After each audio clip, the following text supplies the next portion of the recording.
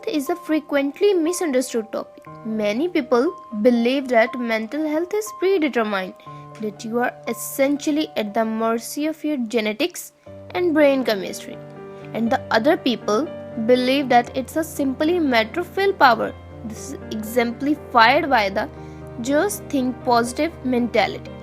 But the truth is in the messy middle. Mental health is not a matter of faith or a single decision. It's mostly a matter of habits.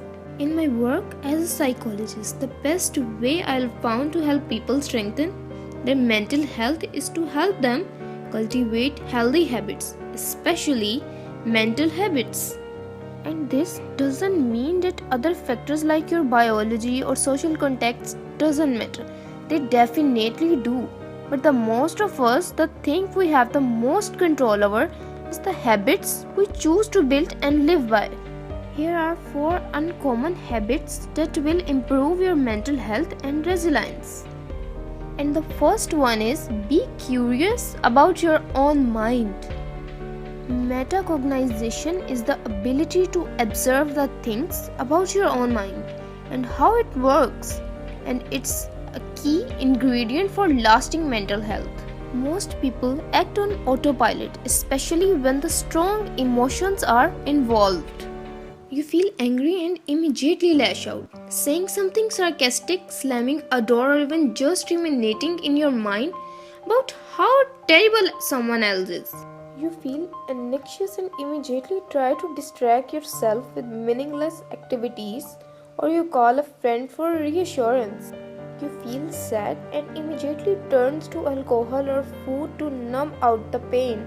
Not only does impulsiveness leads to bad decisions, but it prevents us from learning something new about ourselves.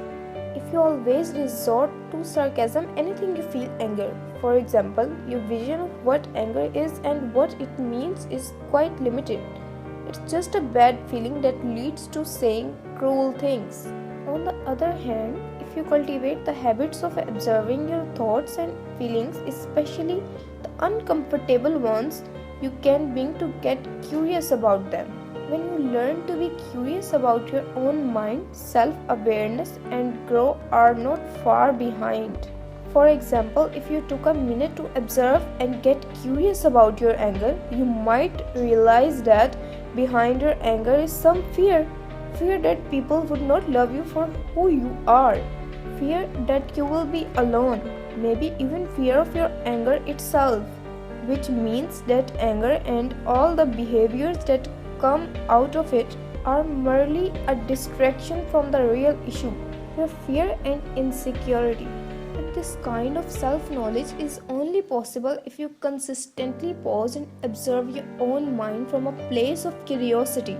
And then, the next time you feel a strong emotion, hit the pause button, then ask yourself, what's going on in my mind right now?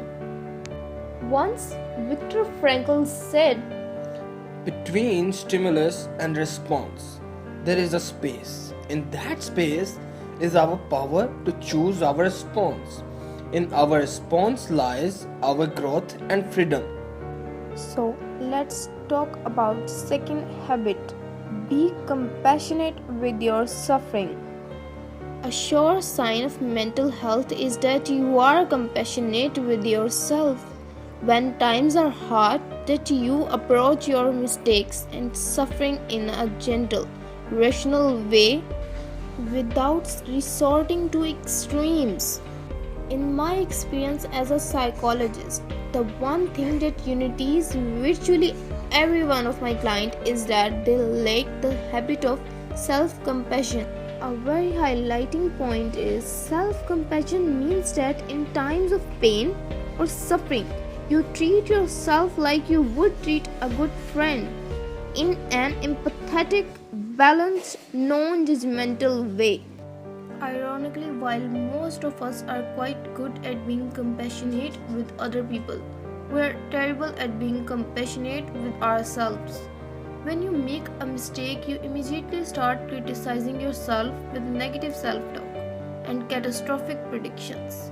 When you feel upset or afraid, you immediately criticize yourself for being weak and discount your pain as silly or trivial. When you are uncertain or confused, you compare yourself to others as if shame will motivate you to figure things out. In other words, your default response to mistake and pain is to be hard on yourself. This is probably the result of a culture that insists that the only way to achieve success in life and therefore happiness is to be tough on yourself. But I see a little evidence that being hard on yourself improves either your success or happiness in the long run. If anything, people who are successful probably got there despite their lack of self compassion, not because of it. The antidote to being hard on yourself is self compassion. Importantly, self compassion doesn't mean that you are soft or spoiled. It just means taking a balanced view of your mistakes and failures. Self compassion means acknowledging your failures for what they are without dwelling on them. Self compassion means reminding yourself that you are more than the sum of your mistakes, far more. Self compassion means acknowledging that just because you feel bad doesn't mean you are bad. And the best line is, my favorite line is, there is no greater strength than the ability to be gentle with yourself. Once Lao Tzu said, The soft overcomes the hard, the slow overcomes the fast. let's talk about the third habit. Be flexible in your behavior. A telltale sign of poor mental health is rigid behavior, but its opposite, flexibility, is the key to a stronger, more healthy emotional life. There is an old saying that the definition of insanity is doing the same thing over and over again and expecting a different result each time. While most of us probably don't fit the legal criteria for insanity, it's probably not hard to think back on a time when you were suffering emotionally and see the same pattern, getting stuck trying the same old things to feel better, but only feeling worse. For example, when you are feeling depressed and down, it's all too easy to isolate yourself and disengage from the world. When you are feeling guilty or ashamed, it's tempting to replay your past mistakes over and over again in a cycle of rumination and self-criticism. When you are feeling anxious and afraid, it's easy to lose yourself in a mindless distraction rather than facing up to your fears. All tend to get stuck in habitual way of responding to stress and painful emotions.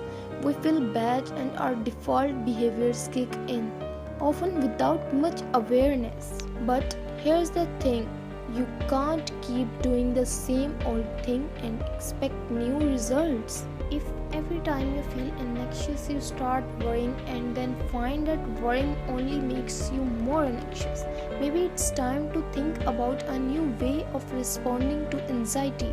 Every time you feel sad, you start ruminating and then find the ruminating only makes you feel worse about yourself. Maybe it's time to think about a new way of responding to sadness. If every time you feel angry, you criticize other people and then find that being critical only makes you feel worse about yourself in the long run, maybe it's time to think about a new way of responding to your anger. Instead of defaulting to your same old strategies, try to be flexible in how you respond to difficulty. So, take a new perspective. Ask yourself, how would someone else look at this? Experiment with new behaviors. Test out what happens when you bite your tongue instead of lashing out, or call a friend instead of insulating yourself. Study other people. Pay attention to how the people you admire respond to difficult situations and stress. What do they do differently and what might that look like for me? Be a scientist in your own life. Observe what's not working. Formulate a new theory, test it out, and see how it works. Highlight my words. You can think your way into almost any form of suffering, but it's only through taking action that you will truly move on. Once Philip Pullman said, You cannot change what you are, only what you do. let's talk about the fourth habit. Be assertive about your values. The real tragedy of chronic emotional suffering is you become so consumed with alleviating your pain that you lose sight of the things that matter most, your values and aspirations. When we feel any kind of pain, including emotional pain, our attention gets drawn to finding the quickest possible way to alleviate that pain. For example, when your finger feels pain and you realize it's resting on a hot frying pan, and all your focus and energy go towards getting your hand off the hot pan.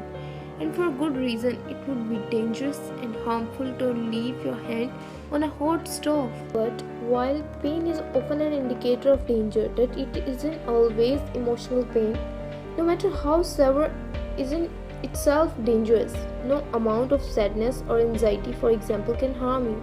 But it's easy to get confused here. It's easy to treat all pains as an indication of danger. And when we do that, it's mean channeling all our attentions and energy toward escaping that pain. But there is a cost to this instant pain avoidance strategy. And the fact is, when you spend all your time running away from the what you don't want, there is a little time left for running toward what you do want. If you suffer from chronic mental health issues or emotional struggles, you probably recognize this pattern of your life shrinking and narrowing as everything becomes about feeling less pain. And while this strategy of trying to outrun your pain makes sense on an intuitive level, it almost never works in the long run, and in fact, it often makes things worse. Avoiding your grief by drowning it out with constant distraction only perpetuates it. Avoiding your social anxiety by not going out as much only intensifies it. Avoiding your goals because you're afraid of falling only makes your self-esteem issues worse. The cure to a life of chronic avoidance is assertiveness. Crafting the habit of assertiveness means learning to go after what you want with confidence and setting boundaries on what you don't want with strength. Asking for a nicer table at the restaurant even though you are worried that the waiter might think badly of you. Refusing to engage in hostile conversation with co-workers even though it feels good to try and put them in their place. Making the decision to leave your job and try a new career even though you're scared. In the end, the only way to geniusly and consistently feel better is to starting moving toward the things that matter most even if you don't feel like it. So let reason and values guide your decisions and trust that your feelings will follow in time.